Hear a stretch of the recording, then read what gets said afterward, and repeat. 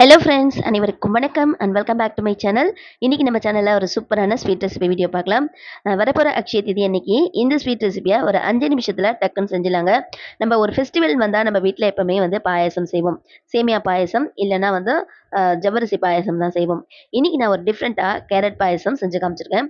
இந்த பாயாசம் செம்ம சூப்பரான டேஸ்ட்டாக இருக்குங்க. குழந்தைங்க கேரட் பொரியல்லாம் சாப்பிட மாட்டாங்க. ஆனால் இதை பாயாசமாக செஞ்சு கொடுத்தீங்கன்னா அல்டிமேட்டாக ஒன் ஆஃப் த பெஸ்ட் பாயாசம் சொல்லிட்டு குடிப்பாங்க நம்ம பசங்க.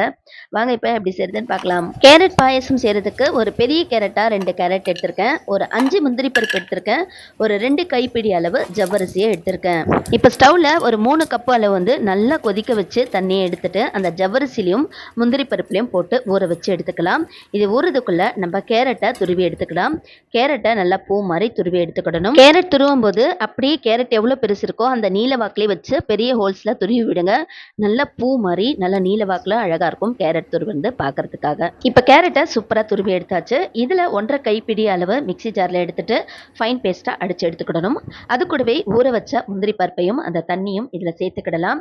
இது கூடவே ஒரு கிளாஸ் பச்சைப்பால் இருந்தால் சேர்த்துக்கோங்க, இல்லை காய்ச்சின பால் இருந்தாலும் பரவாயில்ல. அதில் சேர்த்து நல்லா ஃபைன் பேஸ்ட்டாக அடித்து எடுத்துக்கலாம். இப்போ கேரட்டை நல்லா ஃபைன் பேஸ்ட்டாக அடித்து எடுத்தாச்சு. அதற்கடுத்தது ஒரு அகலமான பாத்திரத்தை ஸ்டவ்வில் வச்சுட்டு ஒரு 3.5 ஸ்பூன் அளவு நெய் ஊற்றிக்கோங்க. நெய் ஊற்றிட்டு அது நம்ம துருவி வச்ச கேரட் இருக்கும் இல்லையா, அதை எடுத்து அந்த நெய் சூடானதும் அதிலேயே போட்டு நல்லா சுருள வாசம் பச்சை வாசனை போகிற வரையும் நீங்கள் அதில் வதக்கி விட்டுக்கோங்க. வதக்கி விட்டுட்டு நீங்கள் உங்ககிட்ட என்ன மில்க் இருக்கோ அதை சேர்த்துக்கலாம். நான் ஃபுல் க்ரீமி மில்க் தான் எடுத்திருக்கேன். அதை நல்லா வாசம் போன பிறகு தான் நம்ம அந்த மில்கை அதில் சேர்க்கணும். நான் 1/2 லிட்டர் அளவு பால் எடுத்துருக்கேன். இப்போ கேரட் நெய்யிலேயே நல்லா வதங்கிடுச்சு. இந்த நேரத்தில் நம்ம எடுத்து வச்ச பாலை இதில் கலந்துக்கிடலாம். கலந்துட்டு அந்த கேரட்டையும் பாலையும் நல்லா மிக்ஸ் பண்ணி விடுங்க.